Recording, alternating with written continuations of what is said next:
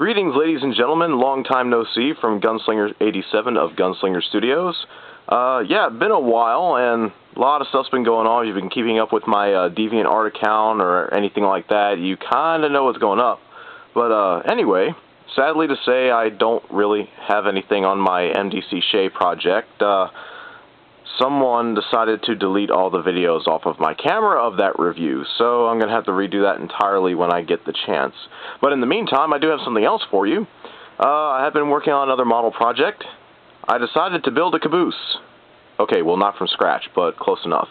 For some of you who are familiar with the LGB brand of toy trains, they did make a small line of small toys known as Gnomy, Gnomy.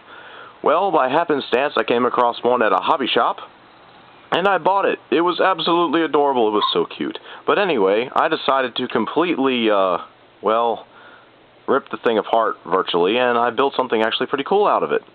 And this was the result. Isn't it cute? Yeah, okay, enough of that. Well, this is my, well, currently On30 Gnomy Caboose. Honestly, this is my very first in-depth, total rebuild of a piece of rolling stock. And I'm not trying to speak for myself or anything, but I think it turned out pretty good, and it's trying to roll away. Alright then. There we go. It was a fairly simple kit bash, but the results I'm quite pleased with. If you notice the different coloring on the doors, that's because these doors originally came off a Bachmann On30 passenger car. I very carefully cut them out using an exact knife, using a scribing technique. The end sills, hold on, my finger's too fat for this, so I'll use a screwdriver. The end sills here and the steps and whatnot are actually from a Bachmann On30 Caboose, which I actually hacked them off the frame. And I actually used, crap, I just knocked off the smoke jack. Oh well, that can be fixed. Oh god, oh god. Okay. Ah! Wow, this ought to be amusing to watchers. Anyway, if you look carefully, you will see the black frame here. That is the original Gnomy frame. I cut the ends off flush with the body, and using plastic welder, I added on the new steps and end sills. The wheel sets are also from a Bachmann passenger car. It's a single truck.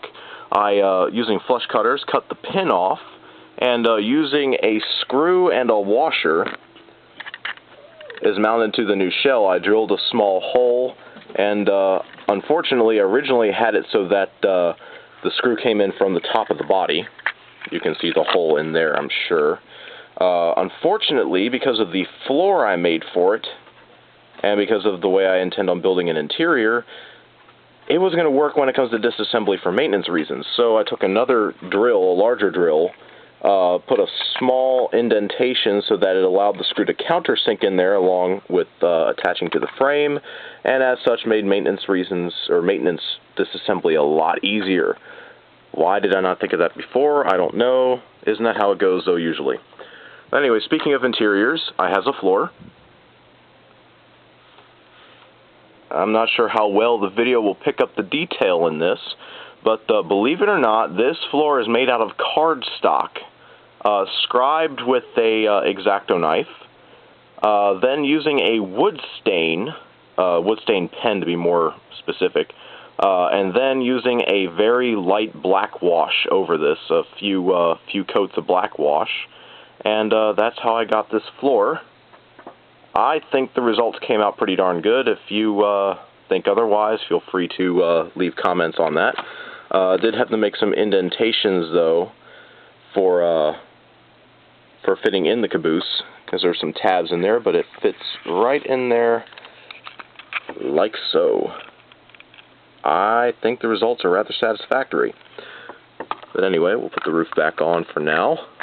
Set that right there. Do not roll away again. I can build a new one if I have to.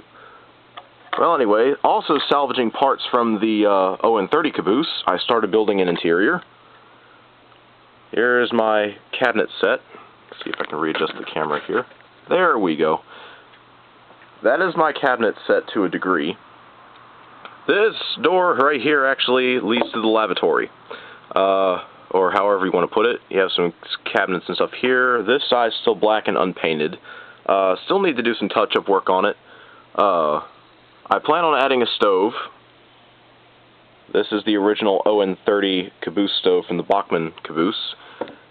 I'm not too happy with it personally. It's not detailed or realistic enough for me, so I'll be buying a replacement detail part, either a Grant Line piece or something from Wiseman Model Services.